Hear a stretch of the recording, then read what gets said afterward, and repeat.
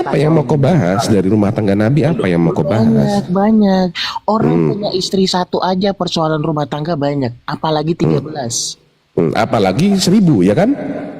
Kalau kau lari kepada Apalagi 1000. iya, kalau kau lari kepada Salomo, kepada Daud, mereka nabi gitu ya menurut pikiranmu. Orang Kristen tidak menjadikan itu suri tauladan.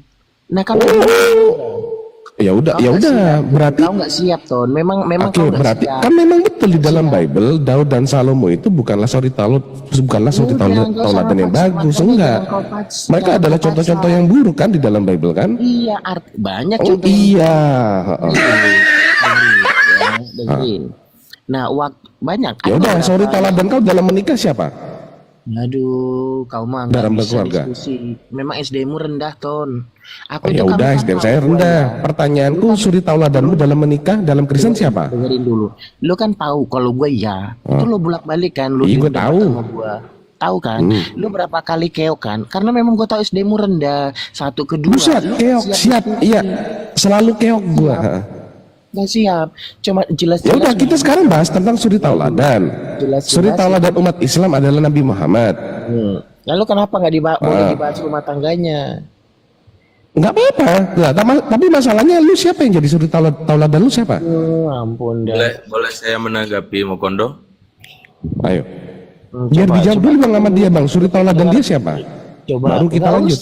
Loh, jelas kami ini pengikut Yesus, mamanya Yesus dan Paulus. Kalau mereka Nah, Yesus nggak kawin kok, lu kawin. iya, tapi bukan dengerin ya.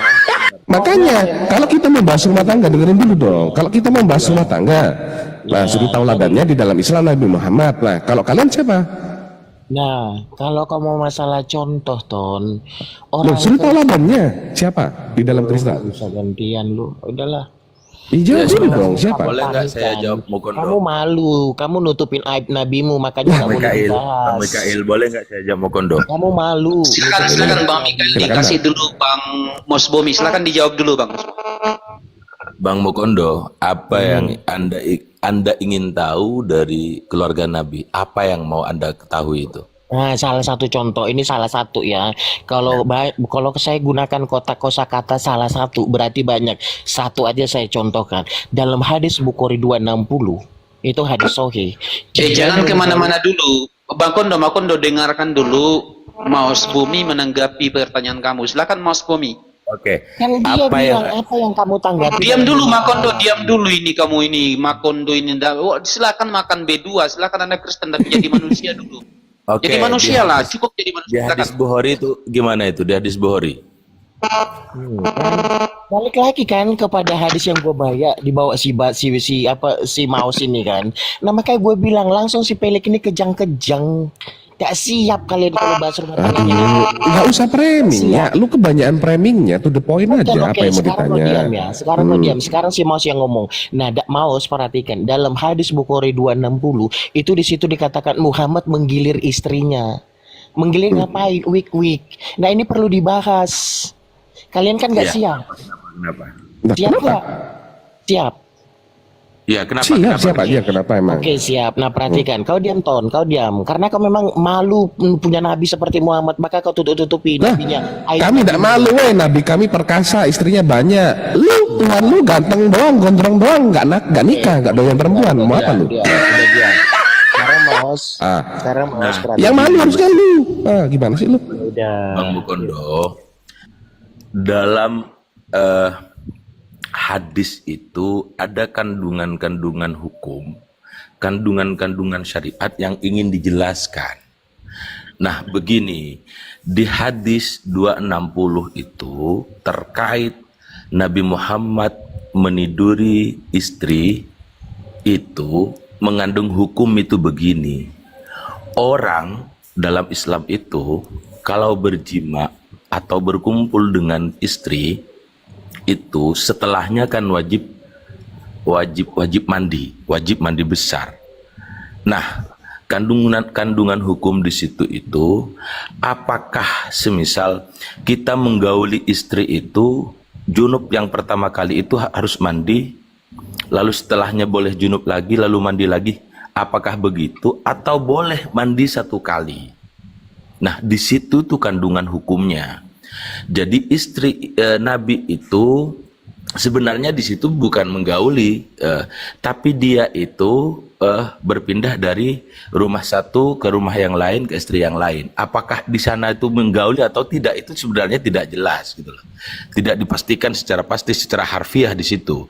Nah, kandungan hukumnya di situ adalah boleh mandi satu kali dengan junub beberapa kali. Semisal contoh begini, saya punya istri satu. Sekarang saya meniduri istri saya, 2 jam lagi meniduri lagi, 3 jam lagi lalu saya ingin sholat. Apakah saya harus mandi 3 kali? Tidak, cukup mandi 1 kali. Itu kandungan hukum di situ gitu loh. Udah. Itu hikmah gitu loh. Hikmah dalam kandungan hukum hadis itu gitu loh. Udah. Paham? Udah, Iya belum? udah. Oke. Saya tidak tanya masalah kebersihan, masalah mandi dalam wik-wik ya. Itu kau yang benar terus? itu. Makanya dengarkan. Jangan pakai terus. Nanti kalau terus bisa turun kau nggak tahu apa yang ada di otak gua. Aduh, Perhatikan. panjang kali iklannya. Emang kau nggak siap, Ton. Makanya kau panas duluan. Bukan, lu kebanyakan iklan. Kebanyakan Jelaskan iklan. apa yang Jadi poin aja lah. Apanya? Gue baru aja lo ngomong lo bilang iklan. Memang kau nyata, kau nggak siap, malu kau punya nabimu. Nah, Perhatikan. kami nggak malu punya nabi kok. Ngapain Nabi kalau- kami laki banget, man, laki banget, perkasa. Ngomong kenapa? Gimana sih? Lalu punya junjungan siapa? Paulus nggak kawin. Nanti lama-lama kalian bukan, kan? Sunat doang nggak kawin dia. Oh. Rumah tangga satu aja, istri satu aja bisa jadi persoalan besar, apalagi 13. Nah, kau dengerin, perhatikan. Gue baru aja ngomong, langsung lo potong. Perhatikan Maus. Perhatikan Maus ya. Muhammad itu punya istri 13. Ada yang bilang 11, ada yang bilang Oke. Saya potong dulu lah. Izinkan saya untuk menanggapi tadi apa yang kau sampaikan. Aduh. Istri yang ditiduri oleh Nabi Muhammad SAW itu halal karena sudah dinikahi. Ya, sudah dinikahi. Jadi apa masalah dengan kamu? Coba kamu baca dulu kitab kamu ini. Ya, baca saja, silakan dibaca saja. Nggak siap memang. Makanya kau Ya, bilang. silakan kamu baca dulu nih. Silakan kamu baca dulu. Sabar ya. Orang seperti ini tidak bisa diajak diskusi dengan baik ya. Istri Nabi Muhammad itu kalau digauli wajar, sudah nikah. Ini coba baca kau ini. Coba baca dulu Makondo. Bentangkan permadani di atas tempat tidurku dan kain lenan beraneka warna dari Kalau Mesir. bahas rumah tangga nabimu, nggak siap. Silakan dibaca dulu ini. Kasih kencang Bang Mikael dibacakan ini. Pembaringanku telah kutaburi dengan mur, gaharu, dan kayu manis. Marilah kita memuaskan birahi hingga pagi hari. 220 orang menonton ini bukti. Kalian nggak siap. Iya, baca dulu ini, baca. Itu mah bukti-bukti yang kita baca. Kok tertulisnya gitu gimana? Memuaskan birahi hingga pagi hari Dibaca masa kamu dan disuruh baca di bersama-sama nggak mau baca menikmati di ismara. Mana memang persoalan yang tadi udah Karena kelar. suamiku tidak di rumah. Persoalan tadi udah kelar belum? Saya siap. Apa yang ingin Anda sampaikan itu, Mukondo, Siap. saya siap Tapi coba menjawab. yang punya Komal. Apa yang Kamu siap? Yang punya Komal siap nggak? Kan enggak. Sabar Mas siap. Bomomi. Ini menghadapi orang seperti ini bukan begini. Ya, si Oke. Mau siap. Si Felix sama si Sabar Felix Bang nggak Mikael siap. ya. Oke Bang Mokondo. Saya sudah Nih menjelaskan Maus, tadi kamu kalau bahwasanya ladenin ini- gua, kamu buka Komal, kita bahas sabar. nabimu. Sabar. Kalau si Ko yang Tadi punya Komal apa kan yang nggak kamu siap. sampaikan, Kan nggak apa yang siap, kamu nggak sampaikan itu sudah dijawab. Giliran saya perlihatkan data dalam Jawab. Bible Amsal, kamu nggak bisa baca, gimana coba? Yang dijawab bertanya aja gua belum. Ya diturunkan aja orang seperti ini, Bang Maus Budi. Minta maaf orang ini tidak bisa diajak diskusi dengan baik. Percuma saja kita jelaskan, karena dalam hati mereka ada kebencian. Makanya yang kita cari Bang Maus adalah orang-orang yang bisa diskusi dengan referensi. Ya, Dengan sebenarnya referensi data. biarkan mereka itu puas dengan pertanyaan-pertanyaan mereka. Artinya kalau sekitar hal-hal semacam itu tuh mampu loh kita menjawab itu. Nah, kami Iya. biar mereka puas gitu. Antonex, monitor Antonex. Kalau kita sih Bang ini, kita maunya diskusi secara akademisi Pak. Kalau hanya membahas sesuatu yang apa ya, Walaupun kita jelaskan tidak diterima, susah. Kita mau diskusi baik-baik. Sebenarnya simpel sekali sebenarnya. Ya artinya mungkin kan kelanjutan pertanyaan mereka apa berarti ini hypersek bla bla segala macam kan begitu. Nah itu kan persoalan itu berangkat dari kebencian. Nah sebenarnya hal-hal semacam itu tuh mampu sebenarnya kita jawab itu. Kalau cuma pertanyaan-pertanyaan seperti itu apa sih? Iya, saya mengerti Pak Mas Bomi, saya mengerti. Kita mengerti, kita sudah menghadapi kok banyak seperti itu, tapi Ya, terus terang Pak, saya salah satu apologet yang tidak suka ketika kemudian Oten itu terlalu banyak menggiring opini yang sifatnya tidak berdata Pak Mas Bomi. Ya. Apalagi menyebut masalah selangkangan, saya tidak biasa diskusi seperti itu. Ya. Kalau Anda mau bahas masalah seperti itu silakan. Mereka saja tuh komalnya Bang Blinder, komalnya teman-teman yang lain biasa sering dibahas masalah itu. Kalau di sini Tuhan saja itu keluar dari selangkangan kan? Iya, saya mau diskusi kalau di sini diskusinya bagaimana supaya enak. Kalau hanya tujuannya untuk saling menghujat, saya enggak mau, Pak. Antonex. Antonex, selamat siang Antonex. Oke, saya turunkan. Karena saya terus terang, Pak, saya menghindari diskusi debat kusir. Makanya saya langsung secara skala-skala disuruh baca Amsal, atau disuruh baca Yeskil, kalau tidak mau baca ya sudah turunkan. Berarti mereka tidak mau diskusi. Nah gitu. Seandainya dia mau diskusi, tentunya dia baca, dia dengarkan, dia berikan kesempatan untuk membaca, ya sudah selesai. Kalau mau diskusi begitu, kalau hanya untuk saling menyerang, hal yang mohon maaf sangat tabu, sangat tidak senonoh gitu loh. Juga banyak kok di kitab-kitab mereka itu. Loh, iya. Kan gini loh, poin pertanyaan dia tadi tentang Nabi Muhammad sebagai suri tauladan kan gitu. Nah, kalau pembahasan tentang bagaimana rumah tangga Nabi Muhammad, kemudian nanti kita mau cari referensinya di Bible siapa, Bang? Iya. Yang jadi referensi, yang jadi pembanding jawaban dari Abang menurut versi kekristenan, dapatnya dari mana? Dia aja nggak nyebutin teladannya dari siapa. Mereka pakai hukum nikah dari siapa, hukum berumah tangga dari siapa yang dicontoh. Paham. Nah itu tadi. Iya, benar itu. Rahmat. Selamat siang Bang Rahmat. Monitor. Selamat malam Bang Rahmat. Selamat siang. Islam apa Kristen Bang? Islam. Oh Islam. Assalamualaikum warahmatullahi wabarakatuh. Roni. Saya Muslim. Oh iya Alhamdulillah. Bang Roni, selamat siang Bang Roni. Siang Om. Islam apa Kristen? Kristen Om. Oke silakan diskusi dengan baik ya, pakai data ya. Silakan, monggo lanjut. Bang Maus mau masuk atau Bang Mikael silakan. Mau bertanya-tanya aja sih Om. Kalau boleh. Baik anakku. Ya. Om, kalau masalah manusia kawin itu untuk apa Om ya? Hah? Fungsinya Bang Roni umur berapa sekarang? Saya sudah umur 20-an lebih Om. 20-an lebih, nggak tahu Bang, kawin itu untuk apa nggak tahu? Oh, kupikir tahu.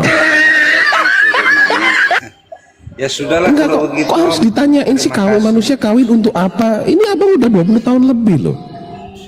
Buset. Karena tadi Om kan membahas masalah kawin mawin, makanya saya mau nanya kawin itu fungsinya untuk apa gitu. Kawinnya atau nikahnya nih Bang? Ya bisa kawin, bisakah? Semua kan sama aja sih bahasanya. Perkawinan dan pernikahan. Emang di abang ada pernikahan? Kalau di undang-undang malah perkawinan yang ada. Di Bible abang nggak ada pernikahan toh? Yang mana mau dipakai? Undang-undang kah atau apa ini? Perkawinan? Kita kan ngomongin Bible, ngomongin ajaran kita. Kok malah undang-undang? Oh, Fungsinya banyak, Pak. perkawinan yang ada. Pernikahan bukan Pernikahan perkawinan. itu resepsi. Pernikahan itu resepsi, tapi Nah. perkawinan itu antara manusia dengan manusia bersatu gitu. Ya, begini Mungkin dulu. itu aja ya. Saya nggak banyak berbicara, habis soalnya nggak tahu juga yang di Komal sini. Makasih Bang. Yo. Santai aja dulu Bang Ron, santai aja. Lah, udah turun dia. Lari dia.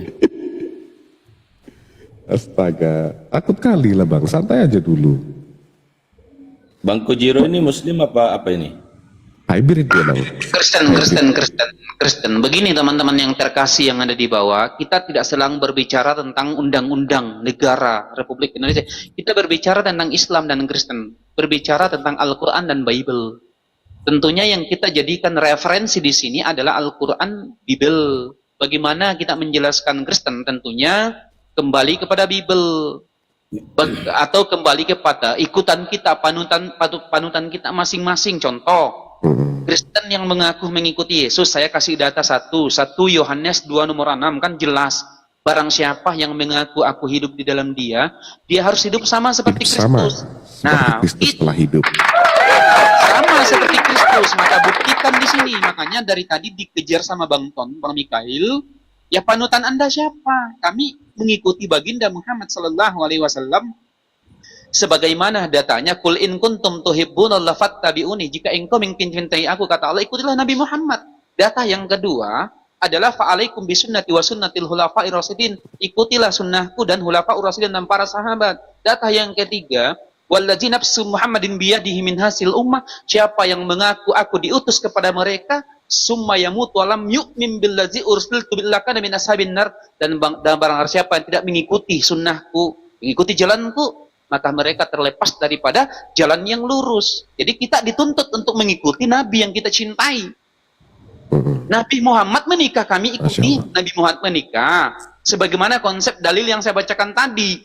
Nah, Anda kembali kepada Kristen. 1 Yohanes 2 nomor 6, barang siapa yang mengaku aku hidup di dalam dia harus sama seperti Kristus. Kalau Kristus nikah, Anda nikah. Kalau tidak nikah, harus tidak nikah. Yesus sunat. Yesus sunat, Anda sunat. Loh kok Anda ikut Paulus? Galatia 5 nomor 2, barang siapa yang menyunatkan dirinya, kata Paulus, maka Kristus tidak berguna baginya. Nah, gimana? Itu yang perlu diperhatikan. Ayo diskusi seperti ini enak loh, pakai data. Gimana Bang? Ya. Begitu Bang Kojiro, saya hanya menengahi sedikit. Marilah kita diskusi dengan menggunakan referensi supaya penonton bisa mendapat edukasi. Ya, terutama saya selaku host, saya masih butuh belajar. Silakan lanjut. Lanjut Bang Kojiro. Ya kan, umat Islam kan juga tidak 100% mengikuti Muhammad kan. Nabi Muhammad istrinya 10, umat Islam cuma 1, ya kan? Nah, karena kami diatur oleh Al-Quran juga. Iya, gitu Bang. Di dalam surah An-Nisa, di sana tertulis ya kan, nikahilah 2, 3 atau 4. Tetapi jika tidak mampu berlaku adil, maka nikahilah 1 hamba saja. Nah, artinya diperintahnya menikah. Imathna wa thulatha wa ruba' fa illam ta'dilu fawahidah, begitu. Jadi kalau poinnya di situ, kalau tidak bisa berlaku adil ya 1 saja, begitu. 1 saja. Benar kata Bang Mikail itu. Jadi setelah Nabi itu memang diberlakukan khusus oleh Allah, dan beliau itu menikah dengan beberapa istrinya itu. Dia poligami itu setelah Khadijah meninggal. Selama Khadijah dia tetap menikahi 1 istri. Tapi setelah Khadijah meninggal, ada perintah-perintah dari Allah untuk menikahi beberapa perempuan. Dan yang Nabi Muhammad nikahi itu semuanya rata-rata umurnya di atas 50. Hanya Aisyah yang berusia 6 tahun. Tapi selama dia umur 6 tahun itu tidak digauli sama Nabi. Baru dia digauli sama Nabi itu setelah matang secara fisik dan mental begitu. Umur berapa tuh Bang? Digauli 9 secara tahun Oh iya. dinikahi Nah, itu. tapi intinya pernikahan daripada Nabi Muhammad itu ada pembelajarannya. Banyak Gitu. pembelajarannya. Aisyah itu salah satu menjadi perawi terbanyak, bukan terbanyak, banyak sekitar 22.000 hadis itu. Apa hikmah menikahi Aisyah itu? Banyak. Gitu loh Bang. Kalau kita bicara tentang sesuai data begitu, kata-kata ulama-ulama klasik itu menjelaskan pernikahan Nabi Muhammad dengan Aisyah itu gitu loh. Begitu Bang. Ya. Perawi itu apa Dan ya? itu tetap mengikuti aturan kok, dinikahi secara Islam begitu Bang. Itu perawi itu apa Bang? Yang menjadi persoalan Bang Kajiro, saya heran deh sama orang-orang Oten ya. Saya heran kenapa saya katakan Oten, hanya oknum Kristen ya. Saya rasa tidak semua Kristen seperti itu. Saya katakan Oten, oknum Kristen, tapi kebanyakan Oten itu sakit hati atau apa ya, mempersoalkan tentang pernikahan baginda Muhammad Sallallahu Alaihi Wasallam. Sementara mereka yang dinikahi tidak ada satupun yang mengeluh, berpersoalan. Ini yang saya herankan sebenarnya. Yes, Nabi Muhammad menikahi Aisyah umur 9 tahun. Bahkan yang paling sahih adalah menggaulinya pada umur dewasa. Dalilnya mana?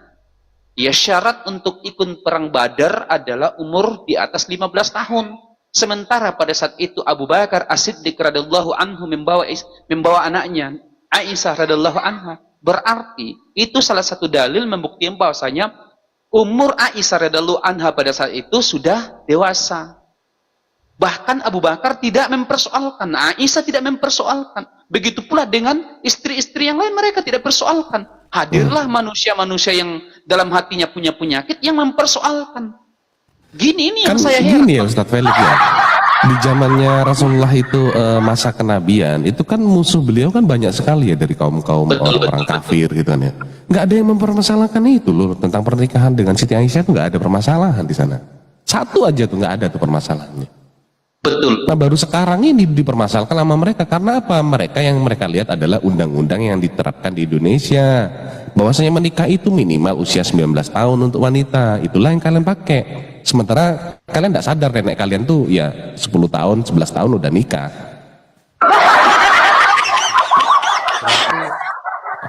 Bang Felix. Iya.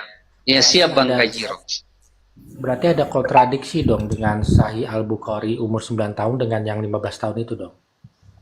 Oke. Waduh. Kontradiksinya di mana, teman-teman? Dalam ilmu hadis itu Bang Kajiro. Iya. Satu contoh, kita jangan masuk ke hadis, kita masuk langsung ke ayat. Satu contoh tentang kiblat. Apakah ayat Al-Baqarah 122 dengan 123 itu bertentangan? Satu contoh sederhana.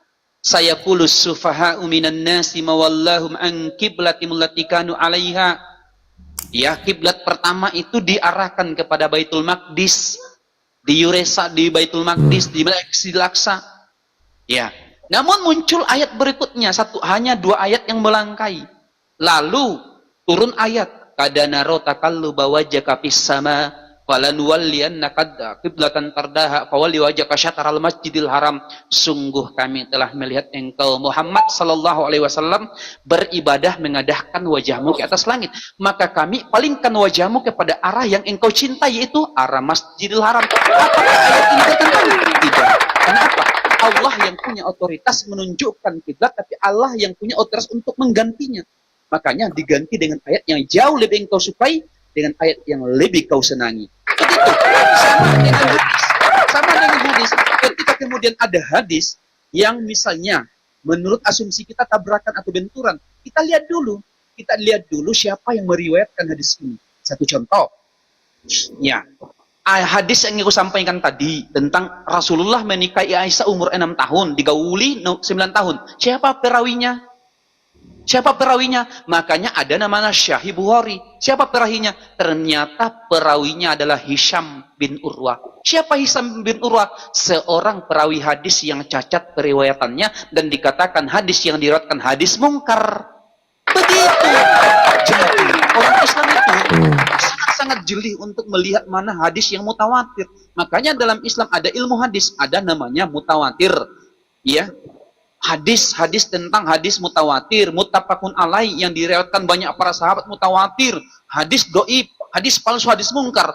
Ternyata ini termasuk hadis yang posisinya hadis mungkar, hadis lemah, palsu gitu loh.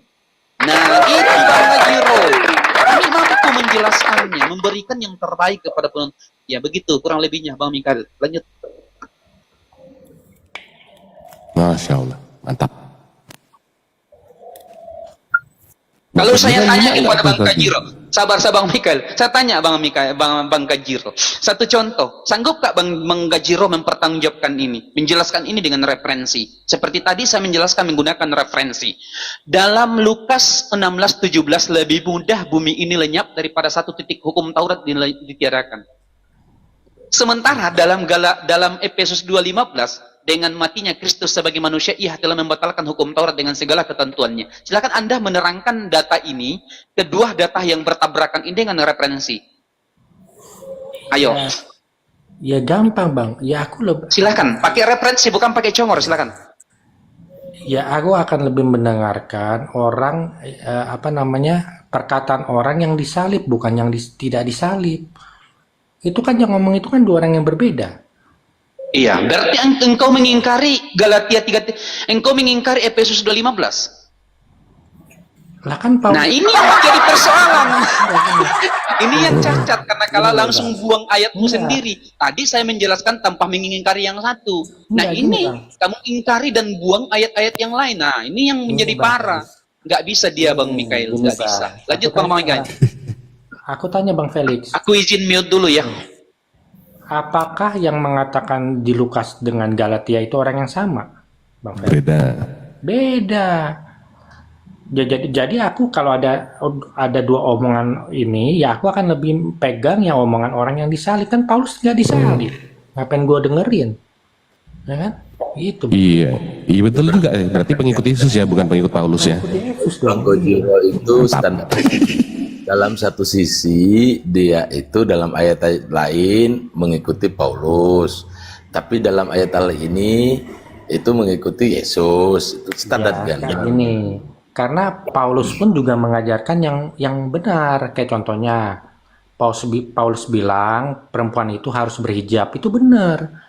Paulus bilang laki-laki itu kepalanya nggak boleh ditutup. Itu benar. Tapi ada juga perkataan Paulus itu yang tidak sama dengan perkataan Yesus. Ya pasti aku lebih pegang perkataan Yesus dong. Kan gitu. Iya, berarti kadang-kadang nggak bener Paulus ya.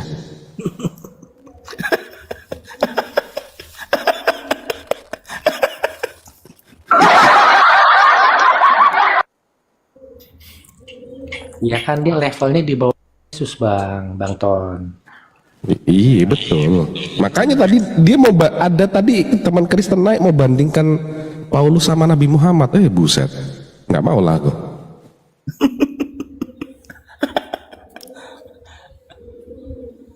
Gitu.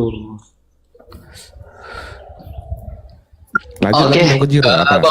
Bang Mikael, saya sudah mau tutup ini, ada pekerjaan yang mesti saya lanjutkan Bang Kajiro, Bang Siap. Mas Bomi. Selamat kenal Mas Bomi ya. Selamat kenal, terima kasih sudah.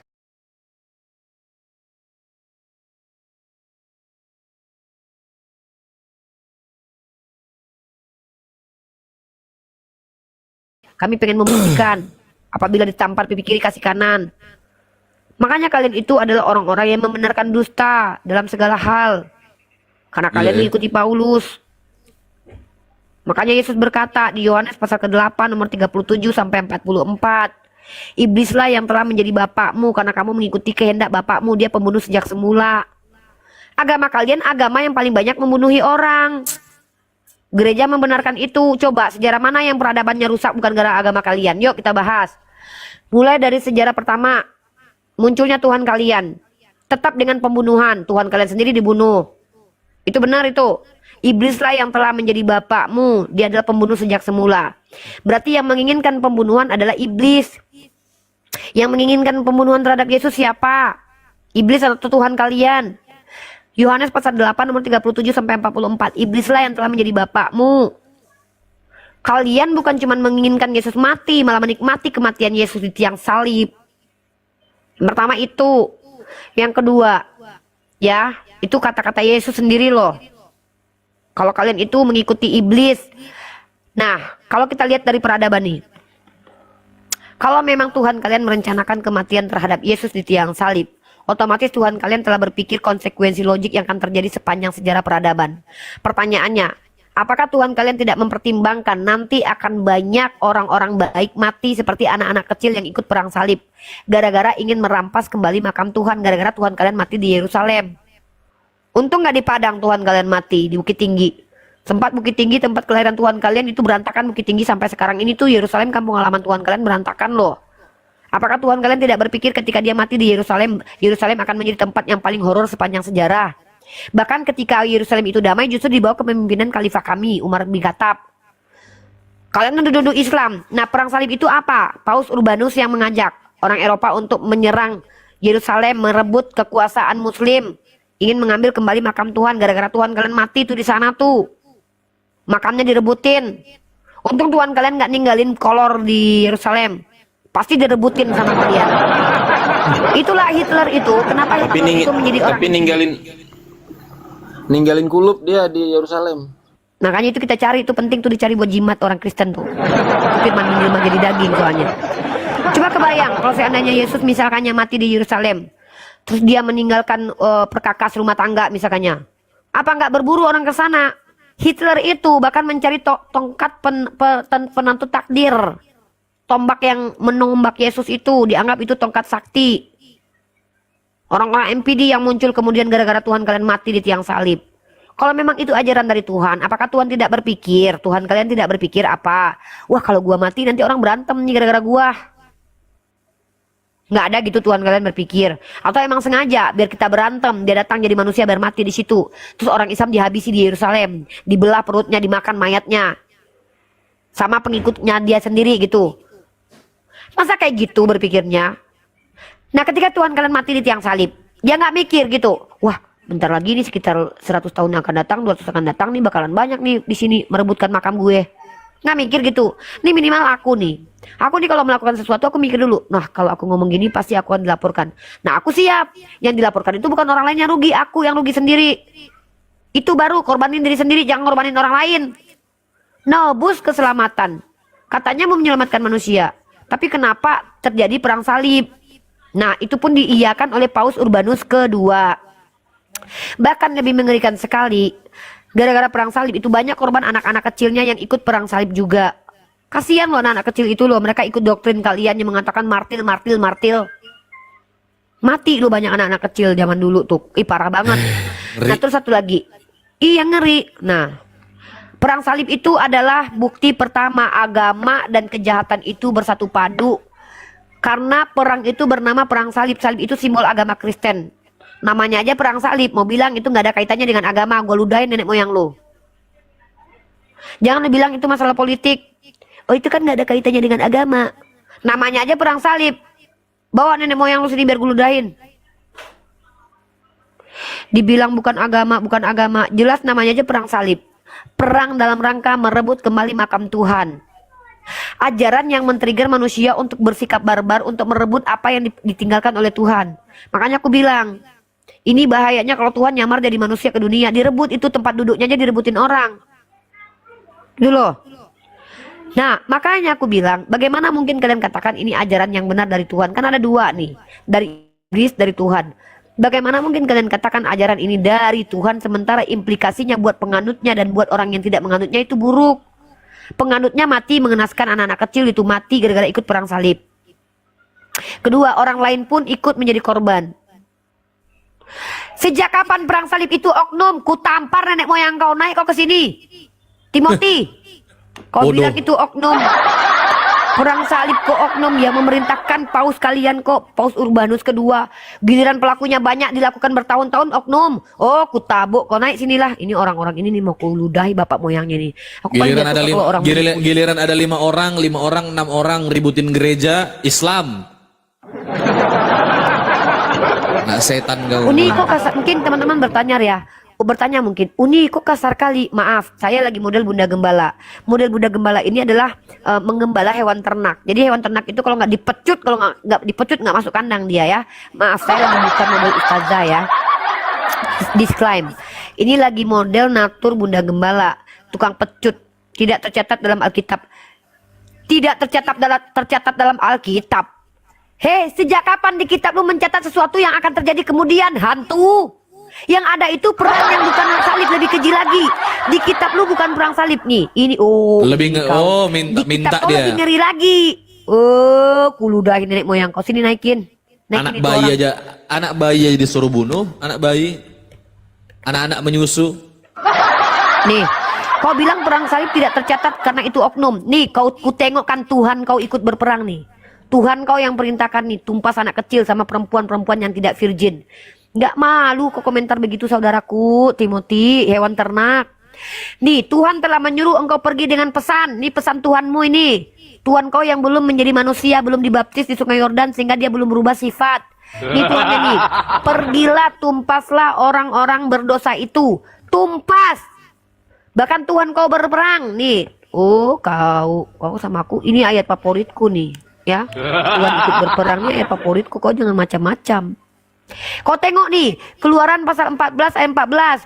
Tuhan akan berperang untuk kamu. Hei, hantu belau.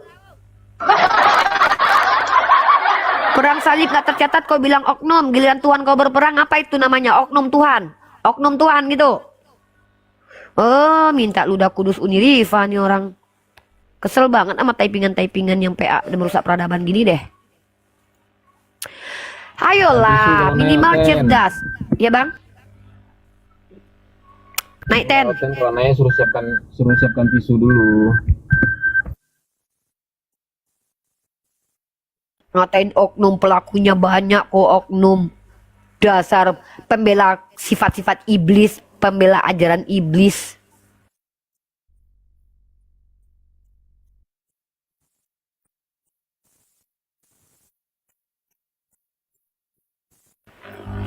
Tengok Iqbal, komentar dia.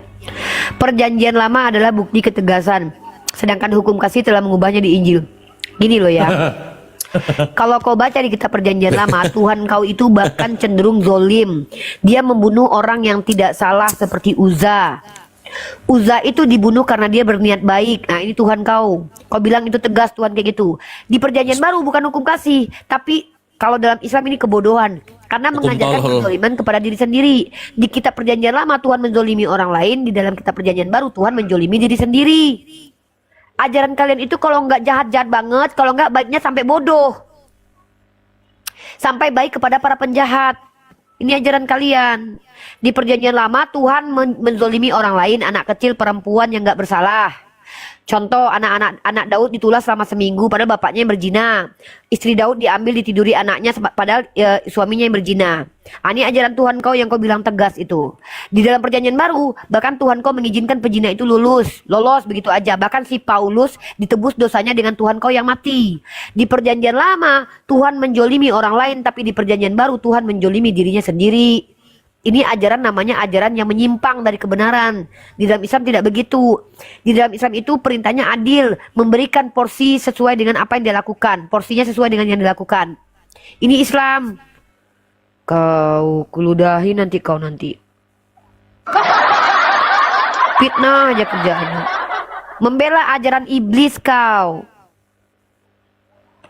Di perjanjian lama tuh Uza dibunuh. Padahal Uza itu niatnya baik, ingin menyelamatkan tabut Tuhan. Dibunuh sama Tuhan. Di perjanjian lama anak kecil yang berteriak botak, naiklah botak, dibunuh. Di dalam kitab Raja-Raja, Elisa yang mengutuk atas nama Tuhan. Tuhan kau membenarkan kutukan kok. Lihat nabi kami, aku datang tidak untuk melaknat tapi menjadi rahmatan lil alamin. Makanya kami gak gampang untuk-untukin orang. Itu kami Islam. Itu ajaran yang benar. Sejalan dengan relevan dengan kehidupan bermasyarakat. Coba kau ngikutin Yesus nggak? Berani nggak kau kalau istri kau diperkodok depan mata kau? Jangan melawan orang yang jahat kepadamu. Berani nggak kau ketika istri kau ganti gaya 5 kali kau cuma berdoa, Bapak, ampuni mereka. Mereka nggak tahu yang mereka perbuat. Padahal udah 5 kali ganti gaya. Bini kau diperkodok. Berani nggak kayak gitu? Nah, itu ajaran Tuhanmu. Mana dalilnya? Ada. Jangan melawan orang yang jahat kepadamu, melainkan apabila ditampar pipi kiri kasih kanan. Pertanyaannya, menurut ayat ini, kalau istrimu, anak perempuanmu diperkodok, boleh nggak kau melawan? Nggak boleh. Jangan di situ. Paling kau disuruh berdoa, Tuhan baik, Tuhan baik, Tuhan baik. Atau kau berdoa gini, ya Bapak, mereka tidak tahu yang mereka perbuat. Nah, apa yang nggak tahu diperbuat orang 5 kali ganti gaya ternyata?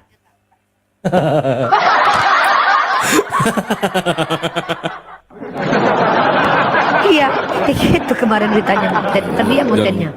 Kocak. Pak Dan tuh. Ada Pak Dan kemarin itu dia bilang di roomnya Gregorius waktu itu, ada di YouTube Uni tuh. Pak Dan, kalau istri Bapak diperkodok, Bapak boleh melawan nggak? Tidak dibenarkan oleh agama saya melawan. Jadi Bapak diam aja. Diam dia, penghukuman ada pada diri Tuhan kan. Nah kalau mobil Bapak diambil, Bapak ambil kembali. Oh saya ambil katanya. Emang bangke nih orang tua, aku bilang. Lebih cinta mobilnya daripada istrinya. Ini. Tuh. Coba tunjukin Bang Teku ayat mana tuh Yesus membunuh yang kedua kali datang. Bang Teku tuh tahu ayatnya, Wahyu berapa itu? Wahyu berapa itu ya? Aku lagi jalan ini. Oh ya udah. Bang Teku di dalam mobil dia. Jadi ada ayatnya Yesus itu membunuh anak-anak di kitab Wahyu. Waktu jadi roh membunuh anak kecil, perempuan. Jadi manusia dia yang terbunuh. Jadi roh lagi dia atau berubah lagi sifatnya. Ini apa ini? Apa ini? Labil.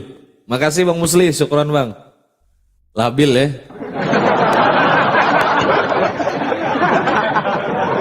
Astagfirullahaladzim ya Allah.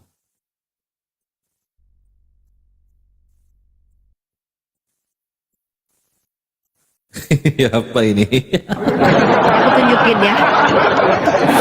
Di perjanjian lama dia bunuh anak kecil. Yesaya pasal 21. Yesaya pasal 14 nomor 21. Dirikanlah tempat pembantaian untuk anak-anak mereka. Wahyu 2 ayat 23. Nah ini udah kebuka Bang. Nah nih, waktu di perjanjian lama disuruh bunuh anak kecil. Waktu jadi anak kecil dia yang mati. Waktu dia jadi manusia dia yang mati. Terus dia bangkit lagi ke surga. Tiba-tiba dia anak kecil. Ada apa ini? Nih, Wahyu pasal 2 nomor 23. Dan anak-anaknya akan kumatikan. Tuh, seneng banget matiin anak orang. Ini nih agama benar. Ini yang kalian katakan agama benar itu. Begitu. Ada aja. Giliran Islam mengajarkan aturan-aturan, kalian boleh melawan orang yang jahat kepada kalian. Ah, Islam jahat. Kita harus melawan orang yang jahat kepada kita. Itu jahat sekali. Lihat dong kami, bini kami diperkosa, kami diam aja berdoa. Itulah yang benar. Gila kau. Gila. Ketika Islam memiliki aturan-aturan maksimal dan minimal, kalian katakan, Nabi kalian gini, gitu, gini. Giliran di kitab kalian tertulis, ditampar pipi kiri kasih kanan. Ayo Sherlock, alamat. Jadi begini, ajaran itu alegori dipahami.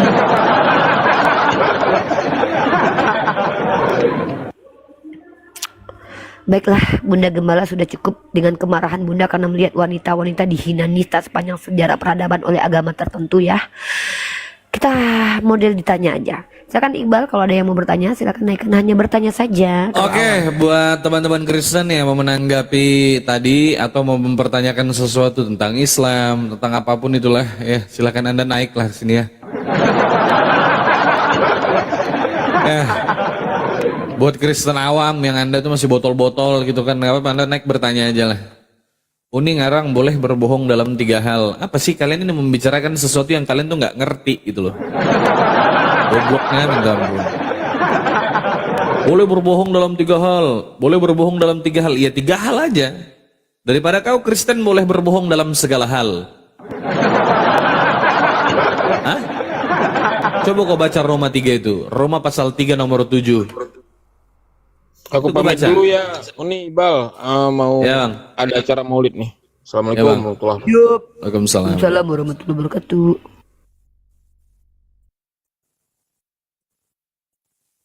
Coba baca itu. Roma 3 nomor 7. Jika karena dustaku kemuliaan Elohim semakin melimpah, lalu kenapa aku masih disalahkan?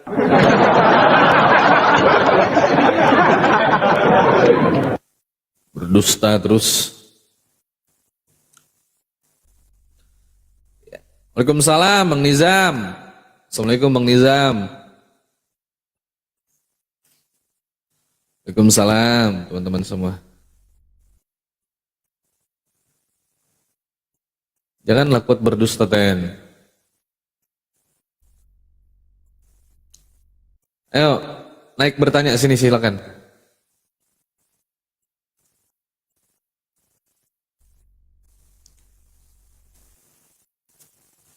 Makasih Bang Nizam. Halo Rus, selamat pagi, selamat siang. Halo Rus.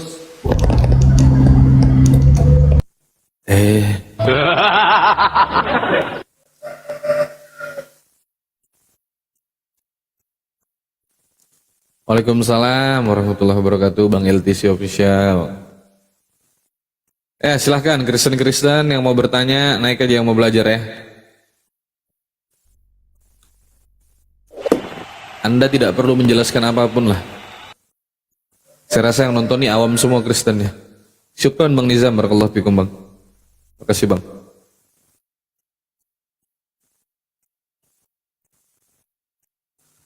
Silahkan Ali Teng.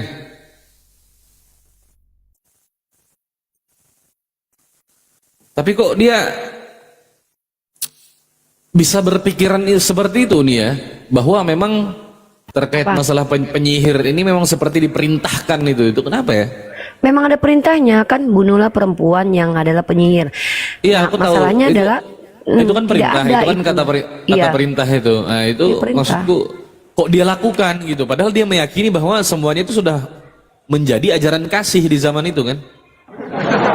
Nah itu dia, makanya pertanyaannya adalah kalau memang ajaran ini berpengaruh, kalau mereka kan percaya Roh Kudus kan, kalau memang ada Roh Kudus itu, kenapa justru mereka-mereka yang mengaku percaya Roh Kudus itu yang melakukan kejahatan ini sepanjang sejarah gitu loh?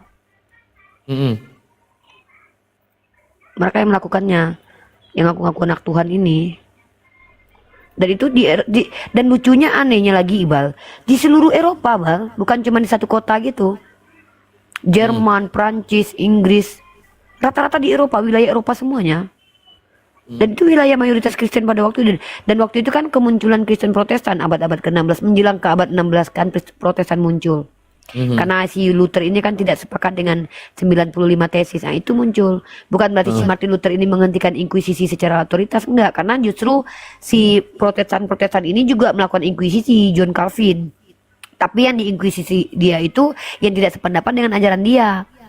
Nah, Katolik yang diinkuisisi Katolik itu yang tidak sepakat dengan mereka. Si Protestan ini ketika tidak sepakat dengan Katolik, dia menginkuisisi lagi yang tidak sepakat dengan kita, dengan mereka. Itu korbannya tuh denominasi anak baptis, dibunuh, ditenggelamkan sama dibakar. Kalau nggak salah namanya Severus siapa gitu. Dan itu ada bukunya, Ibal. Makanya aku bilang kalau memang mereka punya roh Tuhan dalam dirinya, kok kelakuannya kayak iblis gitu. Makanya aku bilang mereka ini pengikut iblis. Astagfirullahaladzim ya Allah.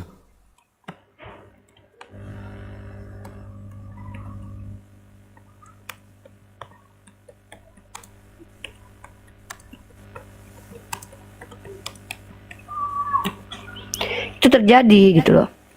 Nah, yang lucunya kan mereka tuduh kalau di agama Islam itu kita boleh menjadi seorang pedofil karena mereka tuduh Nabi Muhammad pedofil kan, Bal. Pada faktanya yang mentusbul anak kecil itu dari kalangan pastor mereka. Kan aneh kan, tuduhan mereka tuh mereka sendiri yang kerjakan.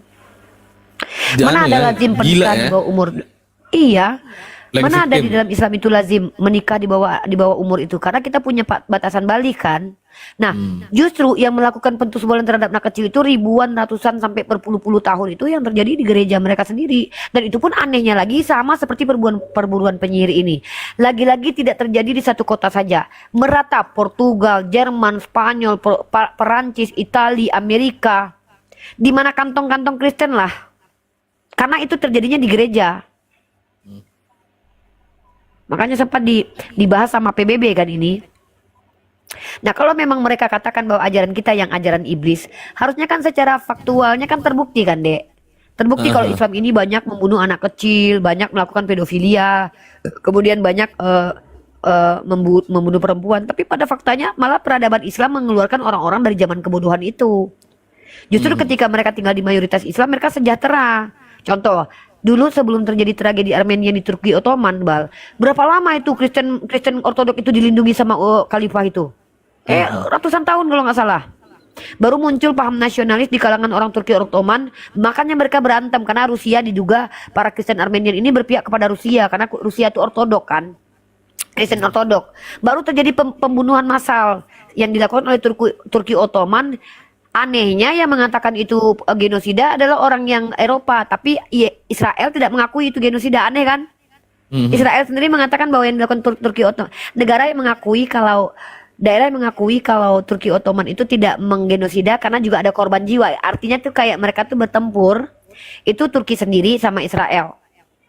Karena pada waktu itu kalau tidak salah sudah ada kayak pengkhianatan gitu juga dari orang Kristen sendiri gitu, kayak berpihak kepada Rusia padahal mereka tinggalnya di wilayah pemerintahan Ottoman. Dan ini kita harus dalami, kalau kita salah katakan salah, benar katakan benar, dan ini tidak ada kaitannya dengan agama. Turki Ottoman membunuh itu kenapa? Karena itu bentuk egonya politik. Nah kalau dikatakan Kristen tidak ada kaitan agama, masalahnya yang merumuskan untuk membunuh itu ke gereja. Inkuisisi itu dikeluarkan oleh Paus. Pembunuhan terhadap perburuan penyihir ini patriark gereja mereka yang bikin, dan yang menghukum pihak gereja, pihak agama gitu, lembaga keagamaan. Kecuali kita pesantrennya yang bunuh misalkannya, baru ada kaitannya dengan agama. Nah inilah mereka kurang ajarnya, mereka bilang ini nggak ada kaitan dengan agama. Itu loh. Korbannya banyak loh. Ribuan ya.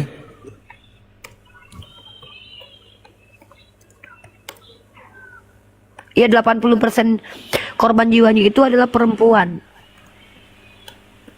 Parah. Ajaran apa? Ajaran setan ini.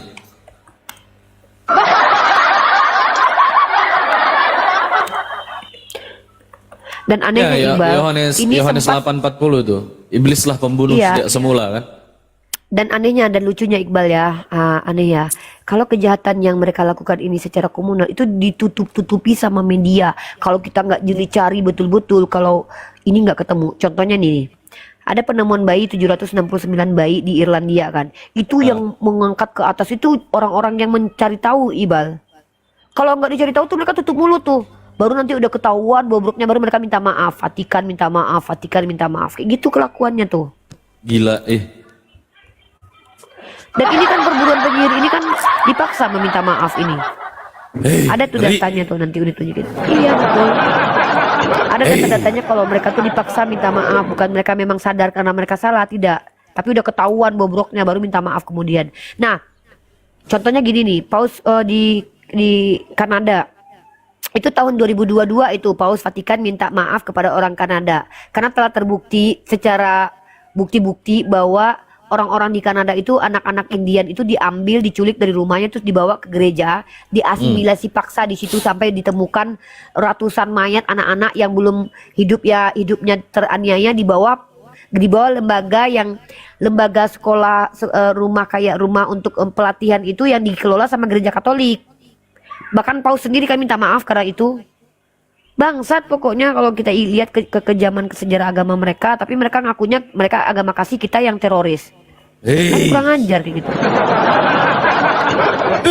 Ngeri. Jalan apa ini? Jalan Kejahatan setan. mereka itu nyata dengan memutarbalikkan fakta gitu. Psikopat jahanam. Nah kenapa Uni berpotensi untuk dibunuh sama orang Kristen, Iqbal? Karena Uni menspesifikkan diri Uni untuk membahas ini terus menerus gitu loh, membuka data, membuka fakta, membuka ayat gitu loh.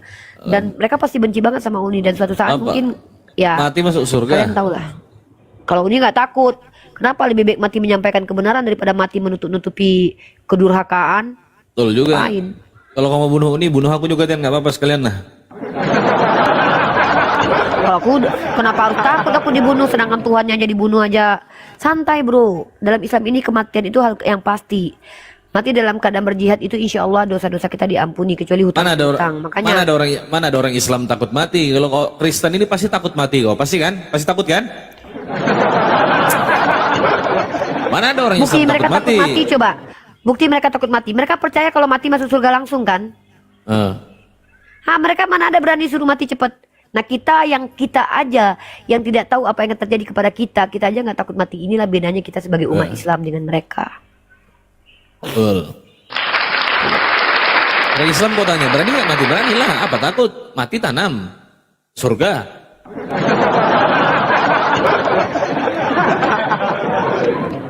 Kau bilang kau dosamu sudah ditebus, mati pasti surga, dijamin, ya, jalan keselamatan, pengikut Yesus.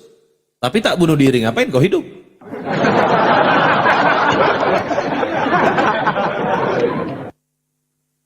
Lidah tak bertulang katanya. Kalau berani, kenapa tak tolong agama-agamamu di timur sana? Tidak lama habis dibantai. Kau biayailah aku berangkat.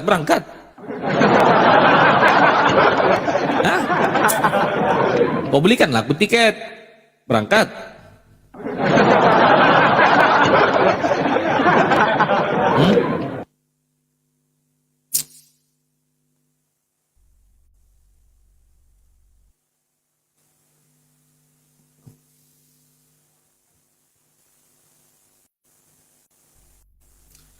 Udahlah Kristen, kau kalau seandainya mati pasti masuk surga, kau meninggal aja lah.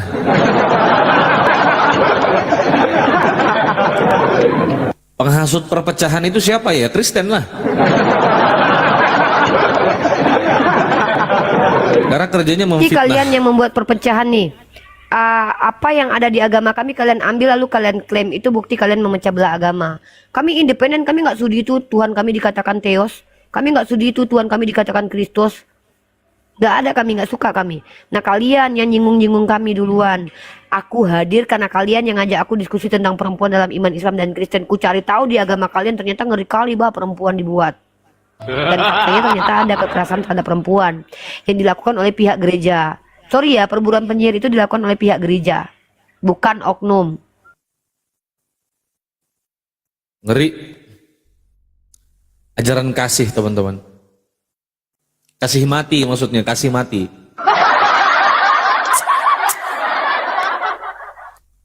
Kasih meninggal.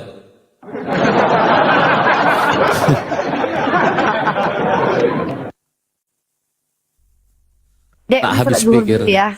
Iqbal Ya, ambil alih kita. dulu. Iqbal Gantian. jaga-jaga ini soalnya Uni live kan ini di YouTube ya, Dek. Oke. Ngeri.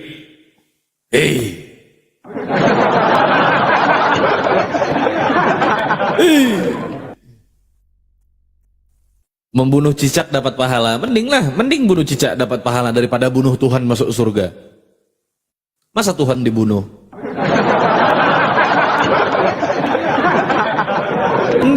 Masih mending bunuh cicak masuk surga. Bunuh cicak dapat pahala. Ini bunuh Tuhan. Tuhan dipukul-pukul kepalanya, dikasih bonyok, ditelanjangi masuk surga. Ngeri.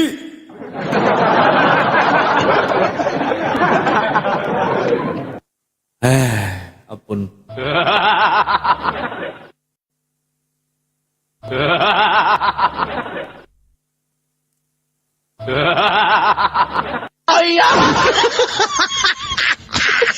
Sadis. Tukang fitnah, pencuri, maling. Nama Tuhan orang diambil, maling.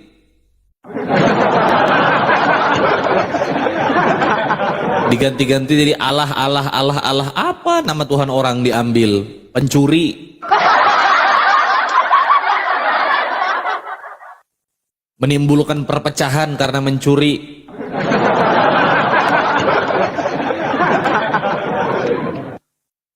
Kitab Yahudi dimaling, istilah-istilah Islam dimaling, nama Tuhan kami dimaling. Apa kau punya apa kau ini?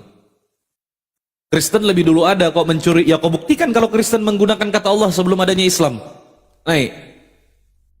Kalau ada orang Kristen yang bisa membuktikan kepada saya, ya, bahwa Kristen sudah lebih dulu menggunakan kata Allah ya, menggunakan kata Allah sebelum adanya Islam, aku hapus akun, aku berhenti berapologet itu. Silakan. Naik. Jangan cuman klaim, buktikan. Kalau kau tidak bisa buktikan berarti kau maling, kau pencuri itu. Karena orang Kristen pertama kali menggunakan kata Allah itu pada abad ke-9. Islam sudah ada itu 200 tahun. Itu terdapat dalam kodeks Mount Sinai 151 itu. MT Sinai 151 dalam kodeks itu didapati. Dan pada saat itu kata Allah itu masih menjadi proper name, nama Tuhan. Di Indonesia itu dijadikan generic name, itu gelar. Dikatakan Tuhan kami berinkarnasi jadi manusia. Memang setan kau maling.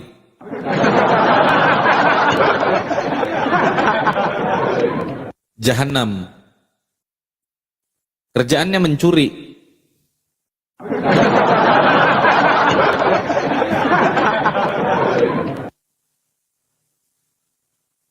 Iya, kau heran bunuh cicak dapat pahala daripada bunuh Tuhan.